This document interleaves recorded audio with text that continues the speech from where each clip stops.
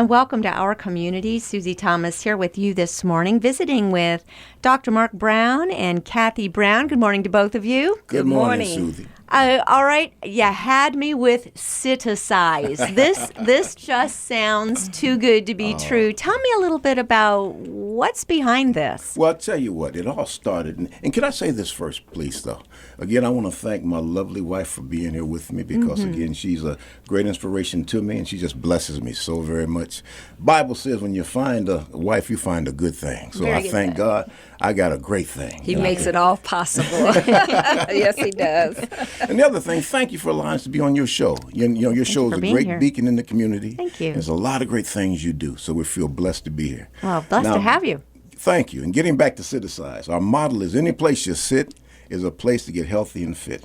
The way that we started this thing was Kathy was working at a call center. And one of the things that was happening to Kathy, which was very, very disturbing to both of us, was this. Is that she said she felt like her clothes were getting tighter. And you know, for women, that's a... Yes. Well, what's the dry cleaner doing to your clothes? Exactly. That's what he was saying. That's what I said. That's what I told him. That's exactly High what five he on was that one. saying. That's what I told him. But Because it couldn't be you. Right. But I noticed my clothes were getting tighter. And, of course, he was saying, oh, the dry cleaners are shrinking your clothes or whatever.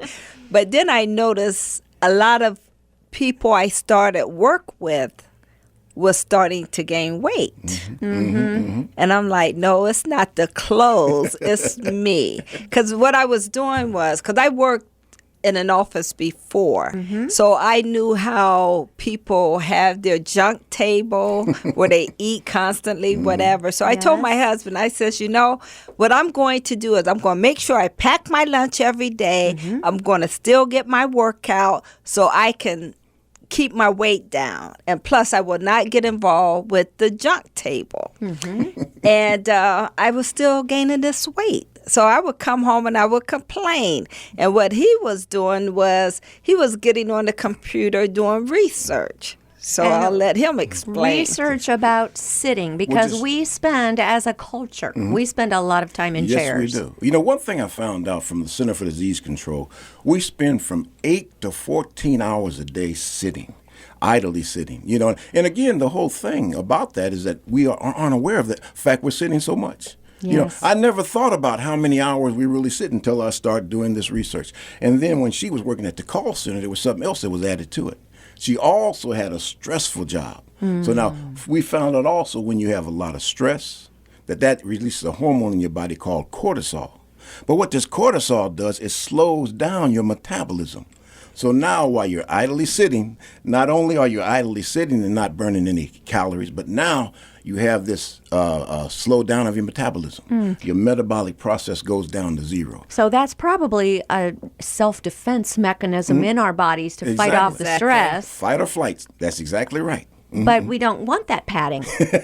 Well, you know, it's also funny. If you think about this, Susie, when you sit, what happens is automatically your body begins to produce extra fat cells and extra bigger fat cells as well.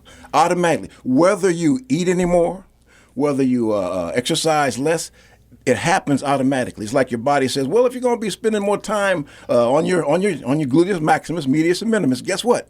I'm going to put some new padding back there to help make it more comfortable. To make it more. That's exactly what it is. Remember that old saying they had? They used to call it the secretarial spread. Oh, And that's where it comes from. Well, what can we do? I mean, we can't just begin to stand up at our work because you can't reach the computer from there, you know, that kind of thing. What are we supposed to do? What Kathy and I did, we developed a book, a nice little, it's called the Citicize 30-Second Movement Exercise Chart Booklet. Has over 20 exercises in there. And you want to tell them a little bit about what you were doing while you were at work, Kathy, with those exercises? Well, what I was doing was because I noticed the weight I had gained and the weight I saw other people around me had gained, I started standing up or sitting down. When the phones wasn't busy, I'll stand up. And I started working out. I had water bottles. And I just started doing different movements and whatever, but I tried not to sit as much. And a lot of the other people around me says, Kathy, what are you doing? I says, I have gained weight. he says, I can't just keep sitting. I have to get up and move. I have to do exercise. So come to find out, it wasn't just me. A lot of the women were saying, my husband noticed I was getting bigger and, different things. And so what we did was we all started Form a exercising. little group.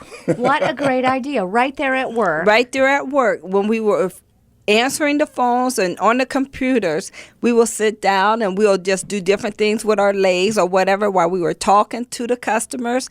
And then, like I said, when the phones were quiet, we get up and we do different movements. So you were just incorporating it into your regular day. All it takes is being kind of cognizant of it, Yes. right? Exactly. Just get it top of the mind. How could Exactly. I be moving right now? right. And because I can remember sitting in a chair and sometimes just every once in a while starting to push myself Right, up from right, it Exactly. just because I needed to. Exactly. Well, like with Kathy, you had like a natural inclination that you had to do something. Yes.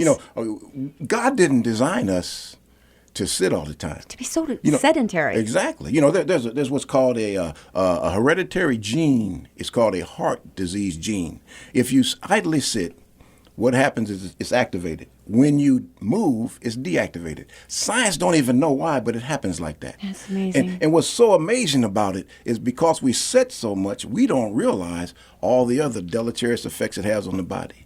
You can get deep vein thrombosis just from idly sitting. Some people have had pulmonary embolisms just from idly sitting. All those things. But see, the great thing about it, naturally, we know we ought to do something. But now, with the books we've created, we let people understand why we need to do something. Tell us the names of the books, and then let's talk about these 20 exercises that we can do in a chair. Okay, well, the first book is great. called Citicize. Citicize, just sit and get fit. Again, Citicize, just sit and get fit. What it does is not really an exercise book. What it does is tell all the problems that we've had from sitting so much and all the things that happen to you. Now, the reason why it was constructed that way is because we wanted to get the word out about the danger of idle sitting. So many people are unaware of it. Every time we go into a room now, we look at chairs totally different. We almost feel like, okay, every time we see a chair, it's like looking at spiders that are crawling underneath the chair or Oh, you have snakes. chairs in here. Exactly. Oh, yeah, Yes. these horrible chairs because we know the dangers associated with it. It increases your risk of heart disease by almost 60%, obesity by almost 60%. You can get deep vein thrombosis, pulmonary embolisms. Also, when you get the metabolic syndrome, everybody's worried about diabetes. Well, that's one of the biggest problems that happen when you idly sit. You get diabetes. And the thing about that's so bad, we don't know it. Nobody told us, get up out of the chair and move around. Well, I thank God, like I said, for the fact he let us know about this so we can warn people about these idle sitting dangers. I noticed that you keep using the phrase idle sitting. Is Right. there a good way to sit versus an idle way to sit? Well, as opposed to just sitting idly, like a car just runs idly, we want to do something. So, if you even do something very simple like calf raises, Okay. that's a great thing to do. But the other thing that's so important about calf raises is that when you raise your calves and raise your toes up like that, it pushes the blood up into your upper extremities. Therefore, you don't get deep vein thrombosis. It makes it so that you don't have a problem with that. And a lot of people are having these problems. If you look on the TV now, you see a lot of people talking about things like needing to have, they get blood clots and stuff like that. Never heard about that before. When we started, and it's funny because when they started the aerobic movement back in 1970, Right. in 1970, we were only 23% overweight as a nation. 2015, we hit the 75% being overweight as a nation. But it seems like working out has that been something? part of our culture Yes, since 1970. exactly. So There it is. why did that happen? Well, working out, plus we had all the people talking about, fitness gurus telling you how to eat and all the dietitians and all that. But instead of getting smaller, we're getting larger. Reason is because we idly sit so much. Think about it. When in the 1970s, we were out doing things. Yes. We were moving around. Getting up to change the channel. Everything. No Right, remote control. exactly. And even back back a long time ago, you had to wash clothes. You had a wash day. You put them in the washing machine, you put them on the line, or you wash them by hand. Now, nobody does that. Too many conveniences. A lot of automation. That's one of the things we let people understand. And that's why this Citicize book was written the way it is, just to let you know about all the things that happen. Now, about the last several years of my time of working in an office, I sat on a great big exercise ball Okay. instead of a chair. Right. Do you recommend that? Well, that uses some of the stability muscles. So, yeah, that's good for you. Use your core with that and also Yes. use your legs. Good thing to do. Very good thing to do. Yeah. Okay, and what I also noticed was it was just shaped better. Right, It right. wasn't pushing up on my back. Chairs are chairs in general designed badly? Well, the thing about again, I'm not a person who deals with ergonomics, but the thing about our chairs is because of the way they're designed and because of the way that we try to have that S curve, Yes. in our backs and try to make it right, it causes a lot of times they have pain in our hips, pain in our thighs, pain in our, again, our lower back, all those things. So, yes, it's a problem. But one of the things that we can do is, like Kathy was saying, interrupt that idle sitting with some movement. If you can get up, that's good. If you can't, if you don't have time to get up, where you have to keep your hands on the computer or the keyboard, then what you have to do is just use your lower body for exercise, that type of thing, because that's the biggest fat burners in your body. Your lower body. So the idea is interrupting your sitting. Exactly. Because even to write this book, you had to be sitting at a computer writing it about how bad sitting is. Did that exactly seem a little right. strange to you? Well, that's the thing that we all have to understand.